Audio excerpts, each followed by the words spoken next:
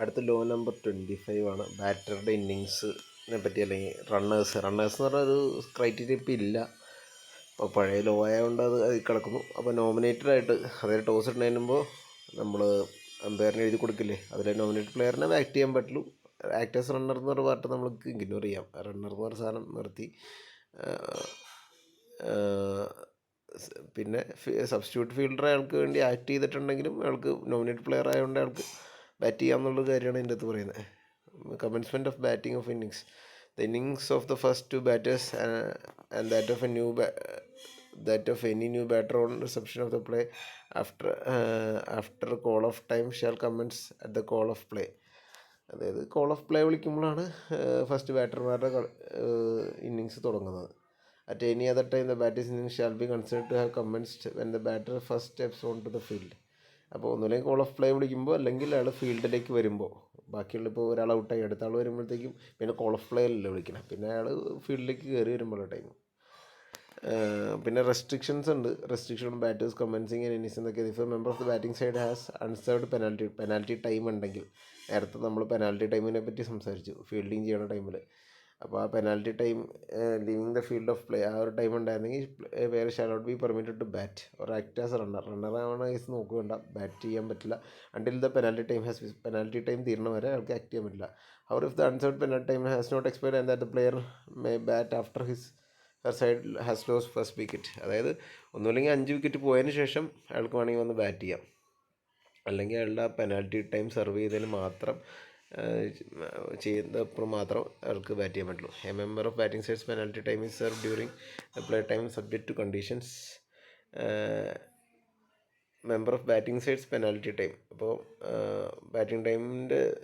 Batting സൈഡിൻ്റെ penalty time, batting സൈഡിലുള്ള ഒരാളുടെ penalty time കുറച്ച് ലോസിന് ഡിപ്പെൻഡ് ചെയ്തിരിക്കും. അതാണ് ഒന്ന്. ദ പീരീഡ് ഓഫ് ടൈം വരെ serving a suspension of level 3 offence under 42.2 does not count as penalty time. അതായത് ഈ ബോൾ ടാമ്പറിങ് പോലത്തെ കുറച്ച് സാധനങ്ങളൊക്കെയാണ് അതിൽ വരുന്നത്, 42 ലോ വരുന്നത്. അപ്പോൾ അങ്ങനത്തെ സാധനമൊന്നും പെനാൽറ്റി ടൈമായിട്ട് വിടില്ല, അത് അയാളെ സസ്പെൻഡ് ചെയ്തതാണ്.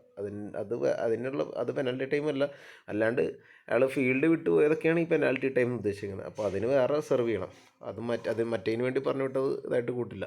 In the event of unschedule ആയിട്ടുള്ള റെയിനോ എന്തെങ്കിലും കുറച്ച് stoppage time after the bat notifies umpire in person that he's able to participate shall count as penalty time. അതായത് സ്റ്റോപ്പേജിൻ്റെ ടൈമിൽ അമ്പയറിൻ്റെ അടുത്ത് പേഴ്സണലായിട്ട് ഇയാൾ വന്ന് പറഞ്ഞു, അതെ സാർ അടുത്ത് ഞാൻ ബാറ്റ് ചെയ്യാൻ റെഡിയായിരുന്നു, മഴ പെയ്തു പോയി, എന്ത് ചെയ്യാനാണ്. അപ്പോൾ അങ്ങനെ പോയി നോട്ടിഫൈ ചെയ്ത് കഴിഞ്ഞാൽ അയാളുടെ പെനാൽറ്റി ടൈം കൗണ്ട് ചെയ്യാൻ തുടങ്ങും. If any unserved penalty time remains at the end of team innings it shall be carried forward to the next. അപ്പോൾ ഒരു ഇന്നിങ്സ്, ഇപ്പോൾ 2 ഇന്നിങ്സ് ഉള്ള മാച്ചിൽ ഒരു ഇന്നിങ്സിലെ പെനാൽറ്റി ടൈം നെക്സ്റ്റ് ഇന്നിങ്സിലേക്ക് ക്യാരി ഫോർവേഡ് ചെയ്യുന്നതാണ് പറയുന്നത്. Subsequent innings of the match if appropriate.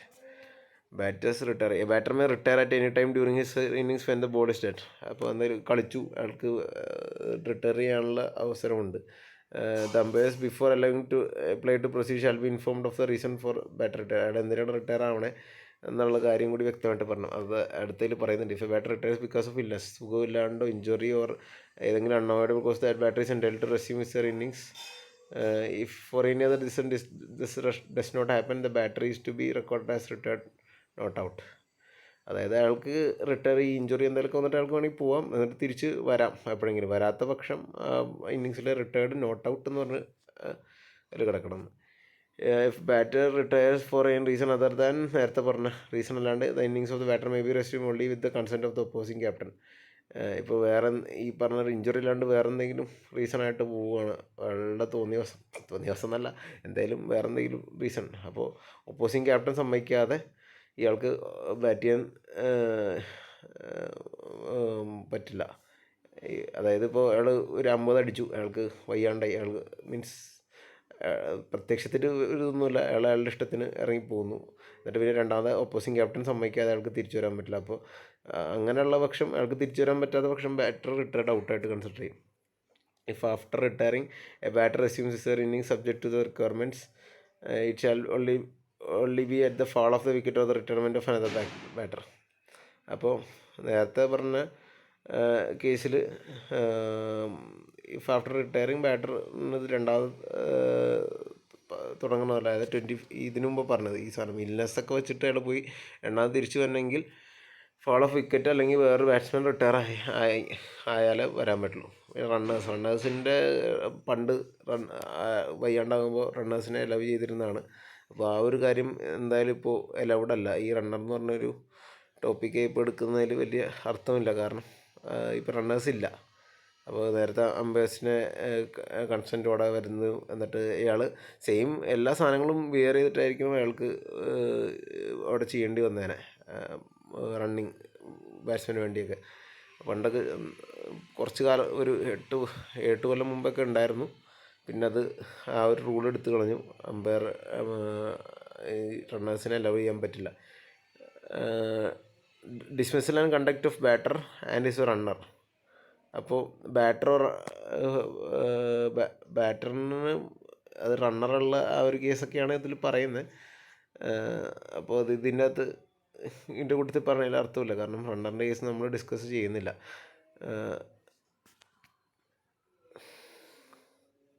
അപ്പോൾ ഇതാണ് ഇതിൻ്റെ അകത്ത് റണ്ണർ റിലേറ്റഡ് ആയിട്ടുള്ള കാര്യങ്ങളാണ് കൂടുതൽ ഇതിൻ്റെ അകത്ത് വരുന്നത്.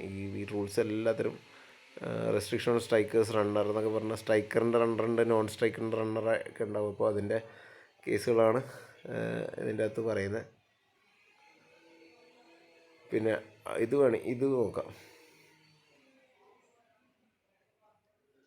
നമ്മുടെ striker's right to play the ball. The striker has a right to play the ball or to make legitimate second strike after it has been delivered. അത് ബാറ്റ് ചെയ്യുന്ന ആൾക്ക് ബോൾ അടിക്കാനുള്ള അല്ലെങ്കിൽ ലെജിറ്റിമേറ്റ് ആയിട്ട് ഡബിൾ ടച്ച് കൊടുക്കാനുള്ള legitimate double touch അല്ലെങ്കിൽ second strike എന്ന് പറഞ്ഞിട്ടുണ്ട്. അത് എന്താണെന്ന് പിന്നീട് പറയുന്നതാണ്. Without interference from wicket keeper or any other fielder. However, the striker may only attempt to play the ball if some officer, batter person, whether the grounded or raised, remains within the pitch. പിച്ചിൻ്റെ അകത്ത് നിന്ന് ഇത് കളിക്കാൻ പറ്റുള്ളൂ. Pitch എന്ന് പറഞ്ഞാൽ ഒരു particular area ഉണ്ടല്ലോ. പിച്ചിനെ പറ്റി ഡിഫൈൻ ചെയ്തു. ഏരിയ ഓഫ് പിച്ച് എന്ന് പറഞ്ഞാൽ നമ്മൾ ലോ 6 പറഞ്ഞിരുന്നു. ആ ഏരിയയിൽ വെച്ച് കളിക്കാൻ പറ്റുള്ളൂ. അതിൻ്റെ അപ്പുറം പുറത്തേക്ക് പോയാൽ അത് ഡെഡ് ബോൾ വിളിക്കും. Should no part of the striker's batter person remain within the pitch whilst the striker is playing the ball. either umpire shall immediately call and signal dead ball. അപ്പോൾ ഇതിന് പുറത്താണെങ്കിൽ ഡെഡ് ബോൾ വിളിക്കുന്നുള്ള കാര്യം ആ ഒരു ഇതിൻ്റെ കൂട്ടത്തിൽ പറയേണ്ടതാണ്.